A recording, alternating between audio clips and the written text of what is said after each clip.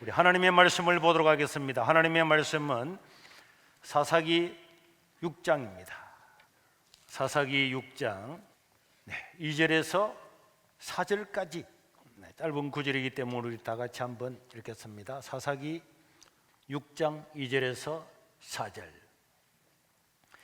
미디안의 손이 이스라엘을 이긴지라. 이스라엘 자손이 미디안으로 말미암아 산에서 웅덩이와 굴과 산성을 자기들을 위하여 만들었으며, 이스라엘이 파종할 때면 미디안과 암말렉과 동방 사람들이 치러 올라와서 진을 치고 가사에 이르도록 토지 소산을 멸하여 이스라엘 가운데에 먹을 것을 남겨두지 아니하며 양이나 소나 나귀도 남기지 아니하니. 여기까지 읽겠습니다. 우리는 일제 36년 동안의 일본의 압제 아래에서 살았습니다. 이스라엘은 미디안과 동방 사람, 암말렉 사람들, 이런 사람들을 통해서 7년 동안 약탈을 당하게 되었는데, 이 7년 동안에 당했던 이 약탈이 어마어마하게 사람들을 괴롭히고 정말 사람이 숨도 쉬지 못할 만큼 그런 많은 고통을 가지게 되었습니다.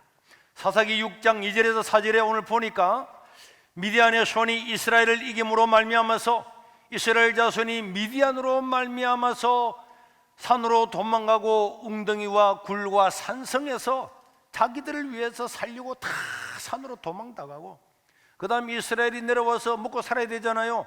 파종을 하게 되면은 무언가를 거둘 수 있을 때가 되면은 미디안 사람, 아말렉 사람, 동방 사람이 떼지어서 와옴으로 말미암아서 이스라엘은 정말 소 한 마리, 나귀 한 마리, 닭 한 마리 남겨놓지 않고 전부 다 훔쳐가고 도둑질 해감으로 말미암아 이스라엘은 살 수 없는 그런 고통 가운데 지내게 되었습니다.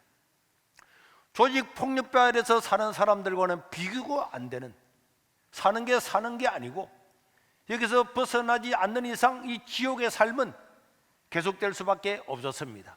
그래서 이스라엘 백성들은 모여서 하나님께 부르짖어 기도했습니다.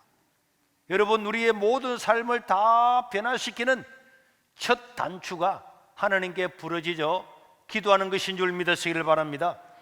기도는 우리의 삶을, 방향을 다 바꾸는 거예요. 산에서, 웅덩이에서, 들에서, 고통했던 그 삶에서 다른 삶으로 가는 길, 내 인생에 지금까지 살아왔던 모든 고난과 역경에서 돌이키는 길, 그 길의 시작은 하나님께 드리는 기도부터 시작이 되는 것입니다. 그래서 그들이 하나님께 기도를 하고, 하나님께서는 기드온이라고 하는 사람을 붙여주어서 그 기드온이 미디안을 물리치고 동방 사람을 물리치고 아말렉을 물리치고 이스라엘을 구원하게 되었는데, 오늘 여러분 완전히 압제 가운데서, 죽음 가운데서, 고통 가운데서, 신음하는 가운데서 하나님을 믿고 부르짖고 기도함으로 말미암아 나라가 새롭게 된 것과 마찬가지로 우리 삶에도 이런 은혜와 승리의 역사가 있기를 주의 이름으로 축원합니다. 우리는 지난주에 고3 학생들이 시험을 쳤습니다. 이 시험을 쳤음에도 불구하고 시험을 쳤다고 해서 우리 인생이 해결되느냐, 어느 길로 갈 수 있느냐, 대학에 가고 직장 간다고 해서 우리 삶이 해결되는 것이 아닙니다. 그러나 여러분, 우리 인생에도 어떤 어려움과 역경과 고난이 온다고 할지라도 우리가 오늘 배우는 이 사사기 6장을 통해서 하나님의 말씀을 따라 살아가면은 우리 삶에 어떤 문제가 오고 어떤 일들이 많이 일어난다고 할지라도 우리는 여기서 반드시 승리하는 삶이 되는 줄로 믿으시기를 바랍니다. 하나님께서 사람을 찾아서 쓰는 원리가 있어요. 우리가 이 원리를 잘 알면은, 이 원리 몇 가지만 알면은 이 모든 원리는 성경에 나오는 3,000여 명의 사람들 모두에게 다 적용이 되는 거예요. 오늘 우리 삶에도 적용이 되는 것입니다. 우리가 날마다 하나님의 말씀을 듣고 살아가지만은 그것을 귓가로 다 흘러버리면은 내 인생에 아무런 도움이 되지 않지만은, 그러나 여러분, 우리가 이 하나님께서 사람을 쓰시는 원리를 알고 살아가면은 내 인생도 달라지고 복될 뿐만 아니라 내가 살아가는 모든 사회와 공동체도 변화시키고 믿음으로 승리하고 형통하게 되는 역사가 나타나게 될 줄로 믿습니다. 여러분, 하나님은 어떤 사람을 쓰실까요? 하나님은 어떤 사람을 들어서 세상을 변화시킬까요? 하나님은 사도 바울이 말한 것처럼 고린도전서 1장 26절에서 29절에 보면은 시작, 형제들아 너희를 사용하시는 것을 보라. 육체를 따라 지혜로운 자가 많지 아니하며 능한 자가 많지 아니하고 문벌 좋은 자가 많지 아니하도다. 그러나 하나님께서 세상에 미련한 것들을 택하사 지혜로운 자들을 부끄럽게 하시려고 세상에 약한 것들을 택하사 강한 것들을 부끄럽게 하려 하시며, 하나님께서는 세상에 천한 것들과 멸시받는 것들과 없는 것들과 이런 것들을 택하여서 있는 것들을 가진 부유한 자들을 다 피하시게 하신다. 그래서 아무 육체도 내가 큰 일을 이루고 난 다음에도 내 자신을 자랑하지 못하고 하나님께 영광을 돌리게 하려고 약한 자, 가난한 자, 지혜롭지 못한 자, 문벌 좋지 못한 자, 가문 좋지 못한 자, 이런 사람을 들어서 강한 자를 부끄럽게 하고 지혜로운 자를 부끄럽게 하셔서 하나님은 영광 받기를 원하신다. 그러니까 여러분, 우리 하나님이 누구를 쓰시느냐? 하나님은 세상의 약한 자들, 멸시받는 것들, 것들 없는 것들, 이런 사람들을 쓰신다 그랬잖아요. 오늘 우리 여기 있는 사람들 대부분은 이 조건에 다 해당되는 줄로 믿습니다. 그러니까 여러분들은 이 사도 바울이 성경을 연구하면서 하나님은 누구를 쓰시는가를 보니까 오늘 여기에 나이를 됐던 이 사람들 가운데 대부분 우리가 속하기 때문에 우리는 하나님 아버지 앞에 쓰임을 받을 자격을 가지고 나온 줄로 믿으시기를 바랍니다. 네, 여러분들은 옆 사람한테 축하 한번 해주죠. 축하합니다. 당신이 자격자입니다. 보니까 세상 사람들이 당신을 무시하는 것 보니까 당신은 자격자입니다. 당신은 가진 것이 없는 것 보니까 자격자입니다. 가난한 것 보니까, 멸시받는 것 보니까, 지혜가 없는 것 보니까, 문불이 좋지 않는 것 보니까, 가문이 좋지 않는 것 보니까 당신은 자격자입니다. 네, 자격자입니다. 왜 하나님은 이렇게 세상에서 약한 자들, 가난한 자들, 없는 자들을 쓰실까요? 하나님 자기 자신이 이 일을 통해서 영광을 받으시려고. 그래서 그 많은 사람들 가운데 오늘 본문에 나오는 기드온이라고 하는 이 사람도 그 하나님의 사람 쓰시는 그 한 예에 속해 있는 것입니다. 이스라엘 백성들이 미디안 나라에서 압제를 당하고 죽지 못해 살아가는 이 상황 가운데서 그들이 기도하니까 하나님은 기드온이라고 하는 사람을 찾았습니다. 그리고 그에게 말씀했습니다. 뭐라고 말씀했습니까? 14절 15절에 보니까 여호와께서 기드온을 향하여 말씀하시되 너는 가서 너의 힘으로 이스라엘을 미디안의 손에서 구원하라. 내가 너를 보낸다. 그렇게 말씀했습니다. 그랬더니 기드온이 뭐라 그랬습니까? 오 주여, 내가 무엇으로 이스라엘을 구원하리까? 보십시오. 나의 집은 문나세라는 지파 자체도 작은데 그 중에서도 극히 약하고, 하나님은 약한 자를 쓰신다 그랬잖아요. 극히 약한 자를 쓰신다 그랬잖아요. 문나세 중에 그 중에서도 극히 약하고, 또 나는 내 아버지 집에서도 12지파 중에서 가장 약하고, 그 중에서도 우리 가문은 극히 약하고, 극히 약한 중에서 우리 아버지 집의 아들들 중에서도 극히 작은 나를 하나님께서 쓰신다는 거예요. 그래서 이 기도는 하나님, 나는 안 됩니다. 나는 자격이 없어요. 나는 능력이 없어요. 나는 문불이 좋지 못해요. 많이 배우지 못했어요. 나는 내 힘으로 구원할 수가 없습니다. 그랬는데 하나님은 아니야, 네가 나가봐. 그래서 하나님은 이렇게 약한 자 누가 보더라도, 다른 사람들이 보든지 내가 생각하든지 나는 할 수가 없어. 남들도 넌 안 돼. 그런데 하나님은 이런 사람을 들어서 하나님께서 세상을 변화시키고 하나님은 영광을 받기를 원하시는 것을 믿으시기를 바랍니다. 그런데 여러분, 성경을 보면은요 다 이래요. 우리 위대한 모세, 홍해를 가르고 이스라엘 인도했던 그 모세를 보십시오. 하나님께서 출애굽기 3장 10절에서 12절 찾아오셨죠. 이제 내가 모세 너를 바로에게 보내서 내게 내 백성 이스라엘 자손을 애굽에서 인도하는 내를 네게 맡기겠다. 그때 모세가 뭐라 그랬습니까? 내가 누구기에, 내가 누군데 바로 왕 앞에 가며 이스라엘 자손을 애굽에서 인도해낼 수가 있겠습니까? 하나님께서 몇 번이나 이야기할 때마다 나는 못합니다, 안 됩니다 했다는 것을 우리는 출애굽기 3장을 통해서 볼 수가 있습니다.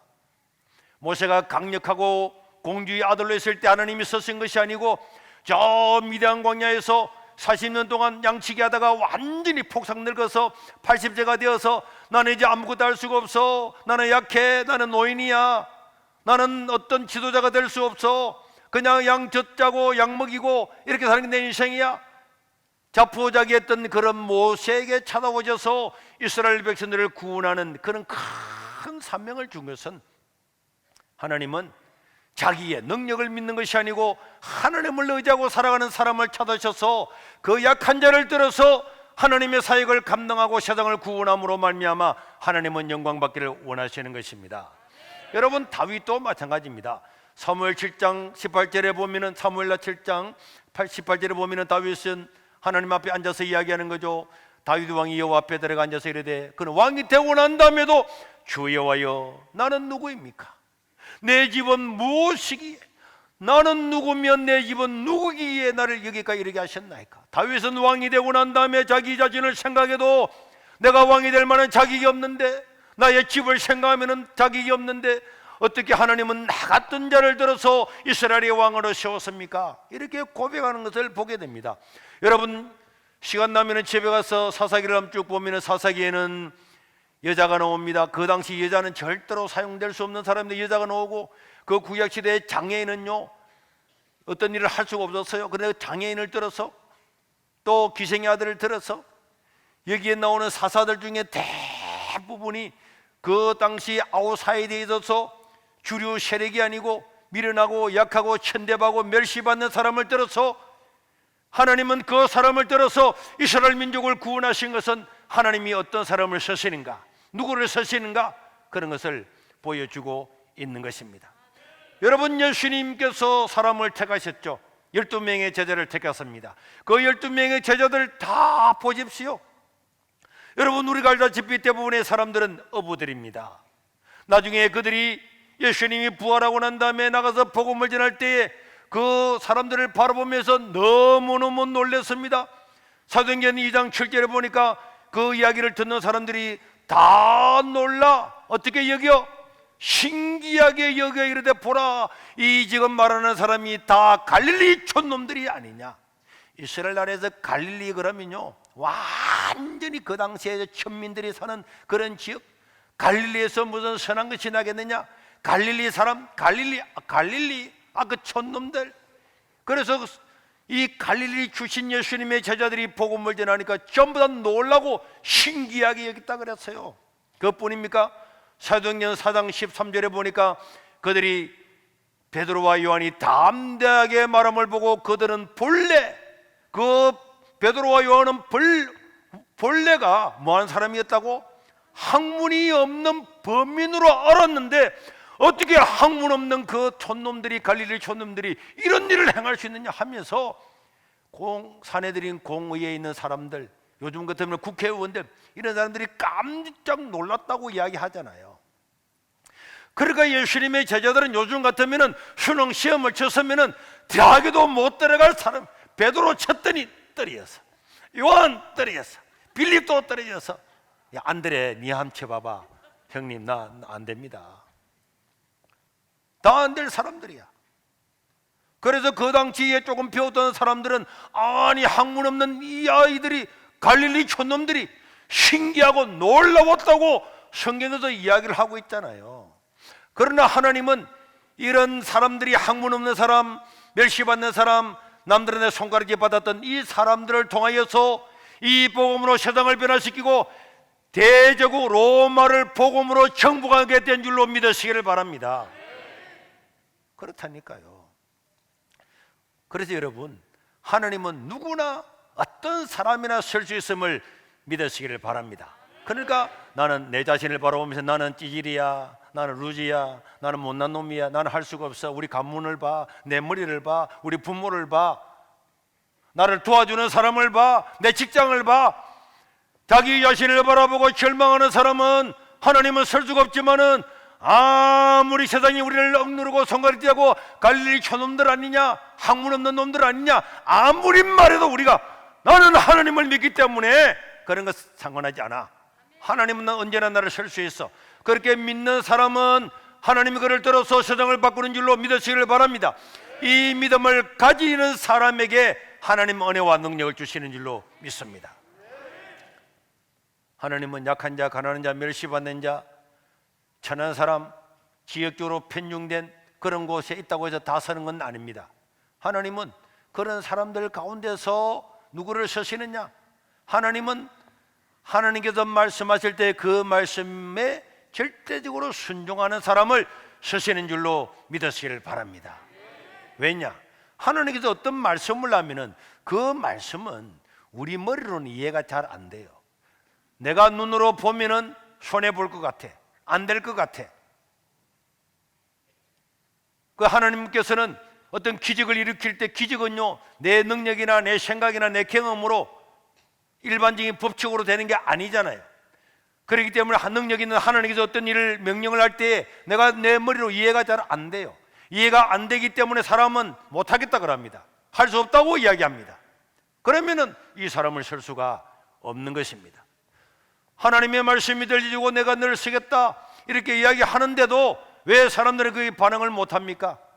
자기 자신을 바라보기 때문이죠. 그리고 내가 이 일을 행하게 되면은 불이익을 당할 거다 이렇게 예상이 되고 이런 사건들이 불가능하게 보이기 때문에 사람은 반응을 안 해요.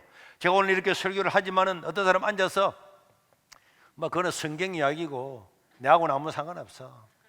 뭐 소 목사님 아무리 설교해봐야 내가 그게 뭐 설득될 줄 알아? 목사님 어쩌다가 됐지. 우리는 안 돼. 난 안 돼.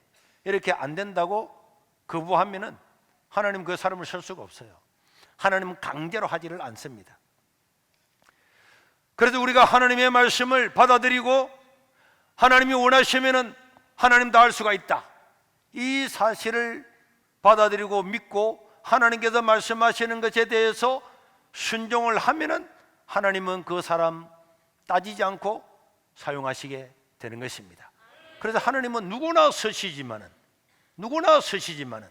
순종하는 사람, 하나님 말씀에 절대 순종하는 사람을 통해서 세상을 변화시키는 줄로 믿으시기를 바랍니다. 자, 하나님은 기드온한테 갔죠. 기드온아, 네가 이스라엘을 구원하라. 그런 말했더니 기드온이 뭐라 그랬습니까? 하나님, 나는 우리 지파도 작은 지파고 그 지파 중에도 지극히 작은 가문이고 그 가문 중에 우리 집안 중에서도 나는 작은 자, 약한 자입니다.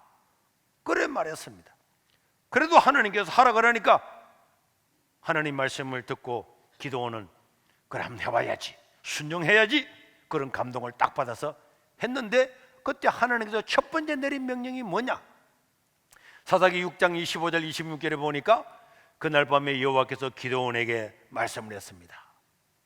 너의 아버지에게 있는 수소, 곧 7년짜리 수소, 둘째 수소를 끌고 와서 내 아버지 집에 있는 바알의 제단을 헐고 그 곁에 아세라상을 다 찍어서 거기서 또 산성 꼭대기에 내 하나님 여호와를 위하여 규례대로 번제를 다 쏴서 그 우상의 나무를 찍었던 그 나무를 번제단 위에 올라서 장작으로 삼고 너 아버지 집에 거기에 있는 수소를 잡아서 하나님께 제사를 드리라. 이 기드온의 아버지는 그 나라에서 바알과 아세라라고 하는 가장 강력한 신을 섬기는 그 신당의 당주였어요. 요즘 같으면 그 신당의 담당자로였다니까. 그런데 그게 기드온 자기 집에 있었어요. 자기 아버지가 그것을 지키고 있는 거예요.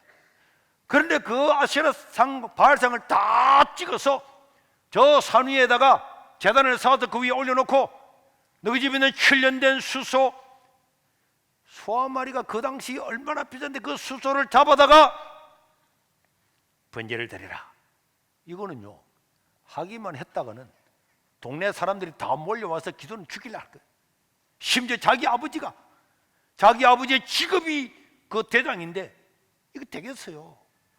그럼에도 불구하고 기드온은 하나님의 말씀이 떨어지자 두려움과 염려와 근심이 있었음에도 불구하고 하나님께서 하라고 말씀하시니까 죽음을 각오하고 자기 집에 있는 바알과 아세라 상을 다 도끼로 찍어서 자기 종들을 데려와서 산으로 옮겨놓고 그 다음에 소를 잡아가지고 번제를 드렸어요. 여러분, 우리가 이런 일을 하려고 하면은요, 믿음의 갈등이 생기는 거예요. 내가 이렇게 했다가 아버지한테 맞아 죽는 거 아니냐? 동네 사람들한테 완전히 맞아 죽는 거 아니냐? 이거는 죽을 거야. 불이익 생길 거야. 이 일을 했다가 어떻게 내가 감당하려고? 그러나 하나님의 말씀을 우선시하는 것. 내 능력으로는 이해가 안 되고 이랬다가는 죽을 것 같고 불이익을 당할 것 같음에도 불구하고 하나님의 말씀이 들릴 때 그 말씀에 절대적으로 순종하는 일을 통해서 하나님은 기도원을 위대한 사람으로 서시는 줄로 믿으시기를 바랍니다. 그래가지고는 제사를 다 드렸어요. 드렸는데 드리고 나니까 그 다음날 되니까 난리가 나서 누가 우리가 섬기는 신당을 이렇게 했냐 알아보니까 CCTV 가지고 조사해보고 다 해보니까 기도원이 한 거야. 그래서 기도원 집에 사람들이 도끼 들고 낫 들고 다 몰려들었잖아요. 다 들어가지고 기도원을 내놔라, 죽인다. 그때 기도원의 아버지 대장이잖아요. 탁 나와가지고 기도원을 죽이려 할 줄 알았는데, 여러분, 우리 아들이 우상에 막 그걸 다 잘랐는데 우상들이 아무 말도 안 하잖아요. 우상이 살아있는 신 같으면은 당연히 바알과 아세라 저거가 우리 아들한테 저주를 퍼부을 건데 여러분들이 기다려보소. 이랬더니 그 이야기를 들었던 사람들이 맞네. 자기가 살아있는 신 같으면은 자기 상을 다 찍은 저 사람은 벌하겠지. 그랬다 물러가고 아버지가 오히려 자기를 후원하는 후원자가 되었습니다. 여러분, 우리는 사람의 생각을 뛰어넘어서 하나님의 말씀을 따르면은 세상은 역전되고 변화되는 줄로 믿으시기를 바랍니다. 이 일을 통해서 기도원은요, 바알과 아세라를 찍어가지고 안 죽고 살았잖아요. 죽으면 죽으리라고 나갔는데 안 죽었잖아요. 그래서 사람들의 입에서 기도원은 아주 조그마한 문나세 지파의 그 가문도 이름 없는 가문의 가문 중에도 완전히 찌질이었음에도 불구하고 이 사건을 통하여 기도원의 이름은 전파됩니다. 사람들 입을 통해서 바알과 싸워서 이겼다. 여룻바알, 바알과 다투어서 이겼다. 바알과도 다투었다. 이런 사람들 이름이 막막 나타나는 거예요. 이런 조그마한 사건, 어찌 보면 아주 작은 사건처럼 보이지만은 이런 걸 통해서 앞으로 큰 일을 하는 어떤 배경이 되는 것입니다. 여러분, 이렇게 나한테는 겁나고 떨리는 사건이지만 이런 작은 사건들을 통해서 나중에는 민족을 구원하는 지도자가 되는 줄로 믿으시기를 바랍니다. 지금 국민의힘에 윤석열이라는 사람이 있잖아요. 우리 윤석열 알았습니까? 뭐 배툭 넣어가지고 걸어가는 거 보면 이상하더만. 우리 그 사람이 어떻게 대통령 후보가 되느냐고. 우리나라에요, 고시를 치는데 9번 떨어졌다며. 그럼 그보다도 똑똑한 사람 꽉 찼잖아요. 그런데 왜 그 사람들이 안 나오고 9번 떨어진 윤석열이가 나옵니까? 자기가 권력이나 정권을 향해서 사온 거죠. 그 사온 열매를 가지고 지금 자기가 그 열매를 먹는 겁니다. 만약에 윤석열이가 그때 저항을 안 했으면은 우리는 조국이 나쁜 놈인 줄 몰랐을 거고, 대부분의 사람들은 민주당 잘한다 그랬을 거고, 문재인 대통령 지지율은 60%가 넘었을 겁니다. 그런데 윤석열 그 사람 때문에 수사를 하다 보니까 조국이나 추미애나 이런 사람 막 넣음으로 저 너무하네. 그래서 지금 이 정치 지형이 바뀐 것 아닙니까? 그 당시에는 그 사람에게는 조그마한 거였지만 결국은 그것이 큰 일을 하는 기반이 된 거죠. 여러분, 기도원이라고 하는 사람, 하나님의 말씀을 따라 살면서 자기에게는 어마어마한 명령이 있는데 그 명령을 불순종했으면 우리는 기도원이 있었는지 없었는지 모를 건데, 하나님의 말씀이 들려지자 이 약한 자, 가난한 자, 어려운 자, 작은 자 중에 작은 자였던 기도원이 하나님 말씀에 절대적으로 순종함으로 말미암아서 민족의 지도자로 나타나게 되는 것입니다. 그래서 하나님은 이 기도원에게 이야기를 합니다. 자, 이제 너는 마음을 담대해라. 두려워하지 말아라. 이렇게 하고 있는 데에 미디안이 암말렉과 동방 사람들이, 연합군들이 모여가지고 이스라엘을 완전히 죽여버리자. 그래서 전면전이 일어나게 돼. 전면전.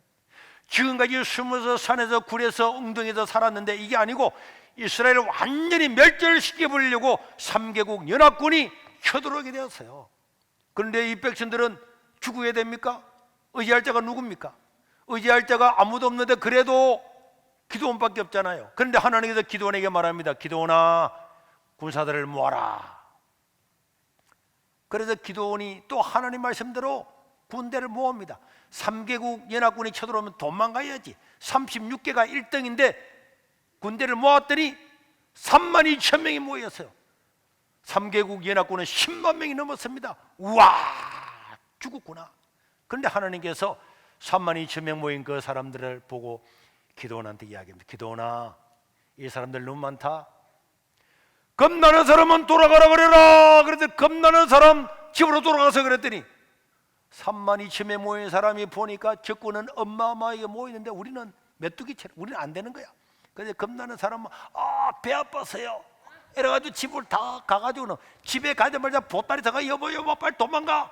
모압으로 에돔으로 다 보따리 사서 도망 나가서 왜? 3개국 연합군이 왔는데 우리는 다 죽어서 그래서 도망 나갔어요.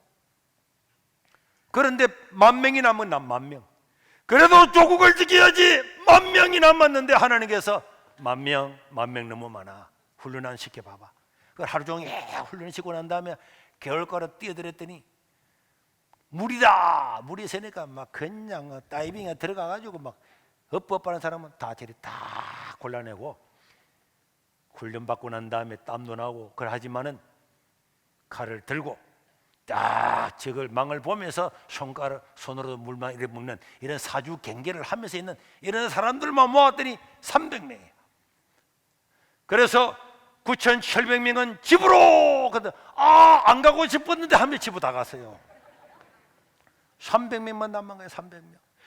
여러분, 알렉산더 대왕도 가오 가멜라 그 전투에서요 페르시아 군대를 만나서 페르시아 군대 30만 명이 넘는데 알렉산더는 3만 5천 명을 가지고 승리했는데 이 세계 전쟁사에서 아주 위대한 전쟁이었잖아요.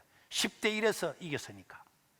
그런데 기드온은요 300명으로 10대 1이 아니라 100대 1로서 붙어서 전쟁을 하라는 거예요. 야, 여러분 어떻게 하겠습니까?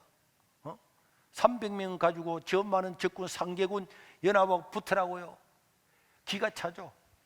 여러분, 우리가 믿음으로 살 때 기가 찰 때 와, 기가 차는 일이네. 이걸 하라고. 그때야말로 하나님께서 은혜와 기적을 베풀 때인 줄로 믿으시기를 바랍니다. 우리가 지난 한 해를 돌아보면 감사한 일이 너무 많이 있지만은 우리가 예배를 지키기 위해서 일을 할 때요 서울에서 그 당시에 코로나 얼마나 겁을 주고 두려움을 해가지고 매일매일마다 언론에서 코로나 5명도 못 모이게 하는데 이 안에서 1,000명이 넘는 사람이 예배 드리는 걸 보면서 전국의 언론들이 다 와가지고 교회를 폐쇄하고 우리를 죽이려고 그랬잖아요.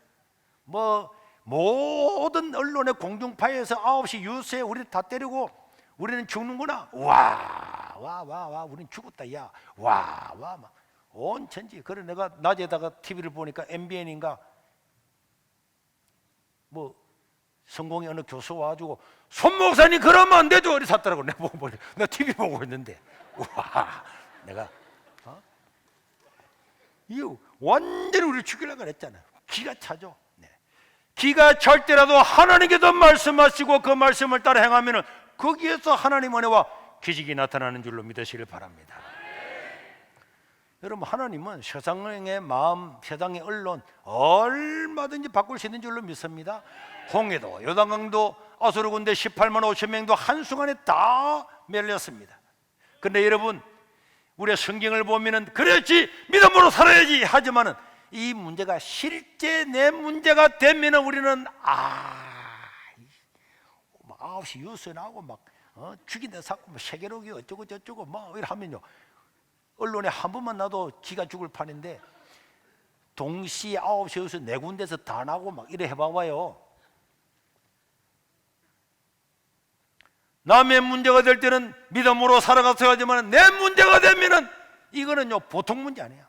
내 생사가 다 걸린 문제야. 그러나 이런 문제가 되었을 때라도 선하시고 능하신 하나님을 믿고 나가면 하나님께서 말씀하시는 대로 믿고 순종하고 절대적인 순종을 통해서 하나님은 은혜와 기적을 베푸는 줄로 믿으시길 바랍니다. 그래서 절대 순종은 절대적인 기적을 일으키는데 내 머리로 내 능력으로 안 될 바로 그때야말로 하나님의 은혜와 기적이 나타날 때임을 믿으시길 바랍니다. 이렇게 해 나가면은 하나님께서요 마지막 내가 어떻게 할 수가 없을 그때가 되었을 때 하나님께서 길을 가르쳐 주는 거예요. 길을. 그리고 하나님께서 기회를 줍니다. 하나님께서요 300명의 군대를 가지고 하나님 300명의 군대를 가지고 어떻게 저렇게 수십만 명 되는 적을 물릴 수가 있을까요?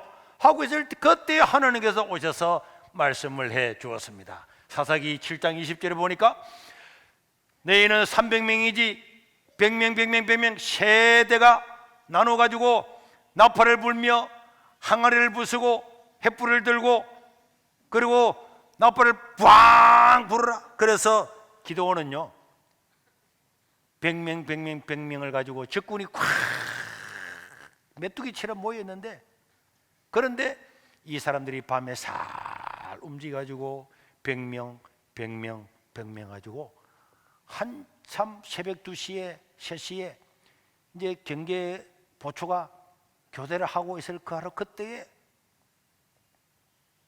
항아리를 빡 깨면서 항아리 안에 숨겼던 횃불을 꺼내서 나팔을 빡 불면서 여호와의 칼이요 기도원의 칼이요 이랬더니 막 자다가 일어나가지고 이 무슨 소리야 막 횃불을 흔들고 막 이래가니까 뭐 어디서 막 연합군이 구원병이 다 왔는가 해가 자기들끼리 밤에 그냥 머리카락 자기들끼리 죽이고 살고 해가지고 다 죽이고 다 도망갔어요. 300명이 100배가 넘는 적을 물리쳤음을 믿으시길 바랍니다. 그럼 우리도 그렇게 하죠. 아 하나님 우리 기도원의 이야기 다 알고 있는데 처음부터 기도원이 그런 이야기 좀 해주지 않고 하나님은요 처음부터 이야기 안 해줍니다. 왜? 믿음을 터졌다는 거니까 믿는 사람을 쓰시는 거니까 300명이 남았을 때 이제는 죽었구나 죽으면 죽으라 좋다 우리는 다 죽었다 인간적으로 객관적으로 합리적으로 보면 우리는 다 오늘 저희 다 죽는다 우리는 죽음을 다 각오하고 어차피 죽은 거 사고다가 죽는다 오늘 나 죽었다 유언 다 쓰고 머리칼 딱 자르고 머리칼 자르는데 보내줄 데가 없네. 그때 하나님께서 길을 가르쳐 주는 거예요. 횃불을 항아리에 숨겨서 이렇게 저렇게 해서 이렇게 해라. 사람들은 처음부터 알려줬으면 나도 집에 안 갔을 건데 겁나서 안 돌아갔을 건데 비 아프다고 안 갔을 건데 국경 넘어서 도망 안 갔을 건데 처음부터 알려줬으면 그러나 하나님은 아닙니다. 하나님은요 자기가 믿음으로 살아가면은 믿음으로 사는 것만큼만 알려주는 거예요. 믿음으로 가는 것만큼만 알려줍니다. 작전을 알려줍니다. 그래서 우리가 하나님을 믿을 때에 하나님의 영광을 보게 되는 줄로 믿으시길 바랍니다. 그래서 기도원은 미디안을 물리치고 나라를 구원하게 되고 믿을 수 없는 승리를 하게 되었습니다. 여러분 승리는 쉽게 오는 것이 아닙니다. 그러나 믿음의 사람에게는 반드시 오는 줄로 믿으시길 바랍니다. 우리가 지금 1년을 되돌아보면서 우리 교회를 폐쇄했잖아요. 폐쇄를 하고 여러분 그날 KBS부터 MBC, MBN, 채널 A부터 그 다음에 온갖 유튜브, 온갖 YTN, JTBC 이름도 다 말 못하게 다 왔잖아요. 그때는 우리가 죽는 줄 알았죠. 그리고 우리는 거기서 예배를 드렸습니다. 그런데 그게 폐쇄가 되고 난 다음에 우리는 교회가 폐쇄되어도 눈이 오나 비가 오나 어디서나 하나님께 예배를 드릴 거다. 그렇게 하고 난 다음에 선포를 하니까 하나님께서 막 길을 열어주는 거야. 아침에 전화가 왔어요. YTN에서 인터뷰, 생방송 인터뷰하면 안 되겠냐고. MBC에서 전화 왔습니다. 생방송하면 안 되겠냐고. CBS에서 연락 왔습니다. TV에 나와서 토론하면 안 되겠냐고. MBC 100분 토론에서 전화 왔습니다. 하면 안 되겠냐고. 근데 내가 다른 사람들을 물어보니까 목사님 나가지 말해. 나가면 다 이용한다고. 내가 이용해? 우리가 하는 거지 정당한데 이용하기는 뭘 이용해? 저 다 나갔잖아. 나가고 난 다음에 완전히 역전됐잖아요. 지금까지는 교회를 갖다가 코로나 진상제라고 몰아붙여서 교회 폐쇄를 잘했다고 막 봐주시던 사람들이, 여러분 지금도 100분 토론 밑에 들어가 보세요. 댓글에 99%가 우리를, MBC가 완전히 좌파잖아요. 그런데 그게 댓글 전부 다, 하나도 아니고 99% 전부 다가 우리를 편들고 우리가 옳다, 당연하다, MBC 너거 너무하고 사회자는 너거 너무하구나, 다 완전히 역전됐잖아요. 그게 역전됨으로 말미암아서 이 코로나 시대도 우리는 하나님께 예배를 드리고 교제를 하고 못하는 소모임도 하고 찬양도 다 하고 또 우리 귀한 사람들도 함께 모여서 만나게 되고 예배 드리는 것도 우리는 하나님의 큰 은혜 중에 은혜인 줄로 믿습니다. 여러분, 기드온이 작은 곳에 순종함으로 큰 일을 이루었잖아요. 자기 아버지 집에 있는 그 우상을 회파하고 번제를 드림으로 말미암아서 여룻바알이라고 하는 그 별명을 얻었지만은, 그러나 그것은 뭐 그렇게 큰 위대한 사건은 아니었잖아요. 기드온에게는 어마어마한 사건이었지만은 일반 사람들이 볼 때는 와 대단하구나, 그 정도로 끝났다니까. 그런데 이런 사건들을 통해서 나라와 민족을 구하고 난 다음에 기드온은요 어마어마한 놀라운 사역을 감당하게 되고, 앞에 우리 본문에 보면은 저 뒤에 8장 28절에 보면요 이런 말씀이 있어요. 다 같이 시작. 미디안이 이스라엘 자손 앞에 복종하여 다시는 그의 머리를 들지 못하였으므로 기드온이 사는 40년 동안 그 땅이 평온하였더라. 그때 300명을 가지고 몇십만 되는 적을 물리친 이 사건은요 그 당시에 어마어마한 일이었어요. 어마어마한 일이었습니다. 그래서 그때 막 뉴스 많이 나왔잖아요. MBC도 나오고 KBS도 나오고, 이제 이스라엘은 죽었다, 300명으로 너가 어떻게 할래? 이스라엘은 죽으상이 없어질 거야.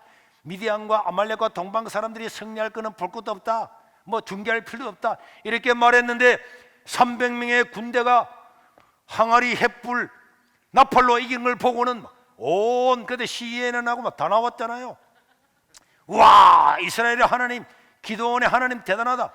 이래가지고요 40년 동안이나 기드온이 저 미디안이 머리를 못 들고 아말렉이 동방 사람이 머리를 못 들고 기드온이 살아있는 40년 동안에 적군이 한 발자국도 국경을 넘어오지 못했다고 성경은 증언을 하고 있습니다.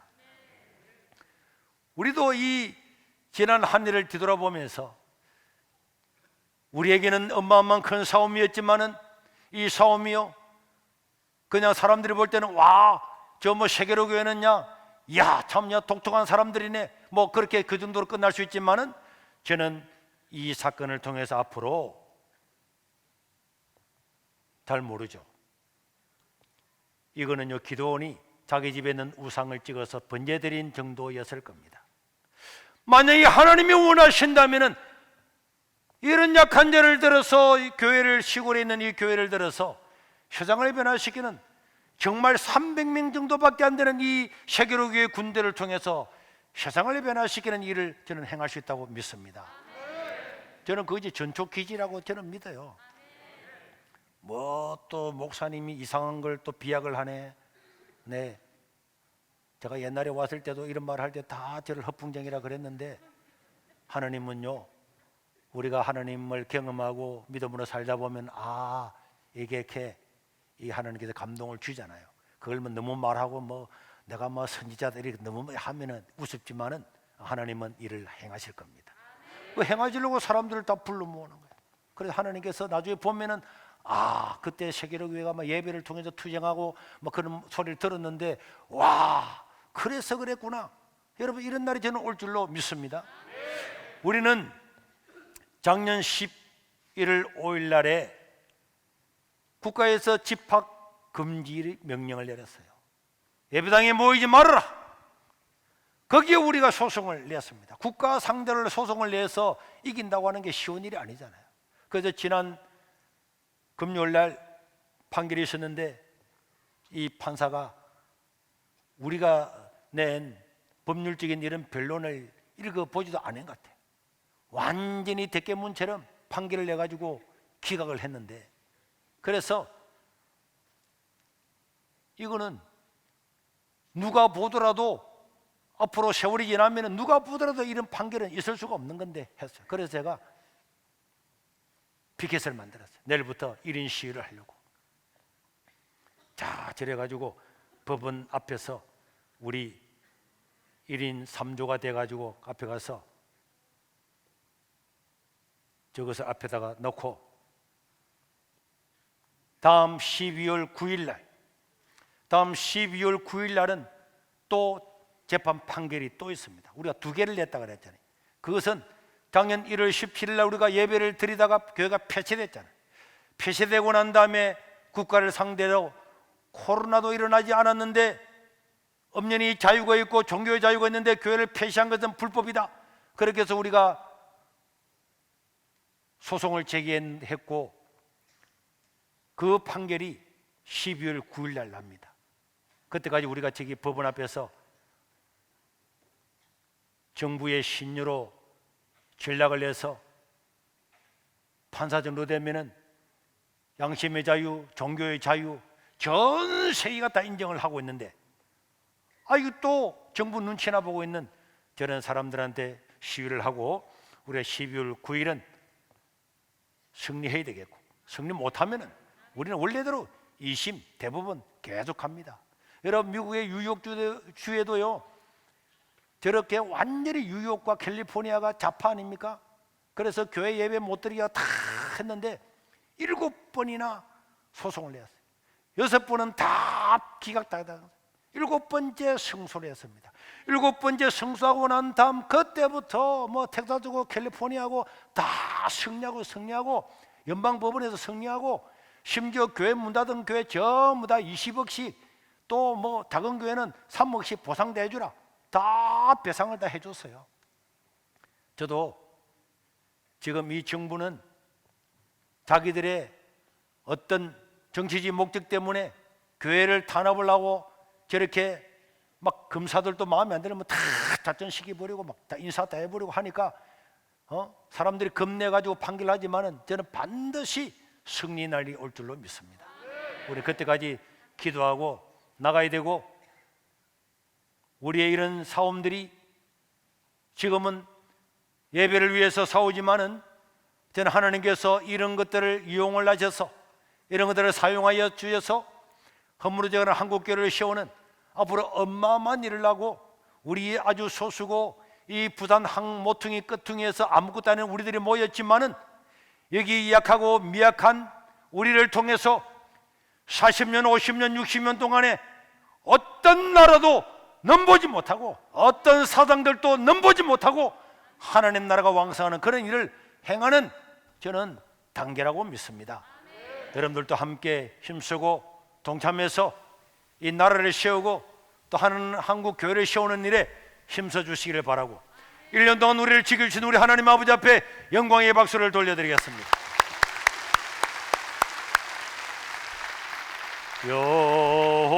여호와를 송축하라, 그 은혜를 잊지 말라. 내 모든 죄 사하시며 내 모든 병 고치리라. 내 영혼아 여호와를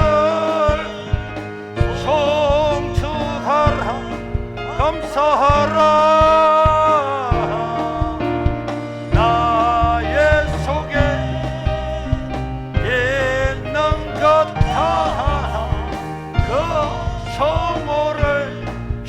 찬양하라. 내가 한 옥타브, 나는 음악을 잘 몰라요. 너무 높여서 그랬는데, 그리고 음은 내가 높이든지 낮추든지 바로 나와야지. 높으면 높은 대로 해야지. 못하나? 할 수 있잖아. 이제 낮춰서 할게. 여호와를 송축하라. 그 은혜를 잊지 말라. 내 모든 죄 사하시며 내 모든 명 고치시리.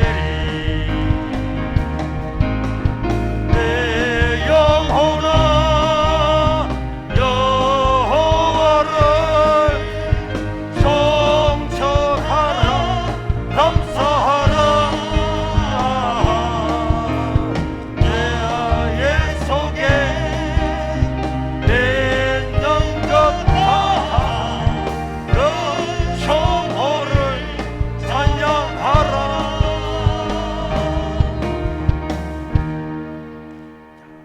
2절도 있어요. 네.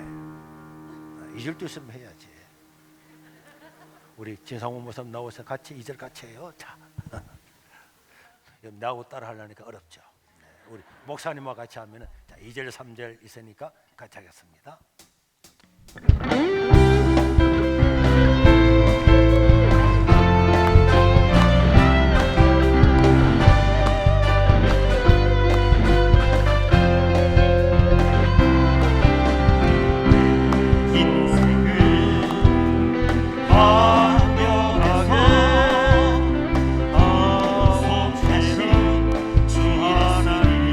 청춘으로 독수리 같이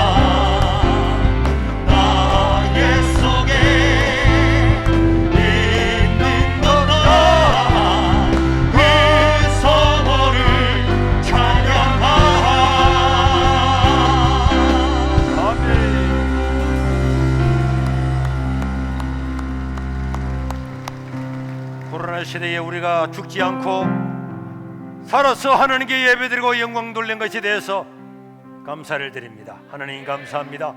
우리 세계로기를 사용하여 주셔서 나라를 살리고 민족을 살리고 교회를 살리는 교회가 되고 성도가 되게 해 주옵소서. 우리 하나님께 감사하며 우리 1분만 주여 부르고 기도하겠습니다. 주여! 우리 하나님 아버지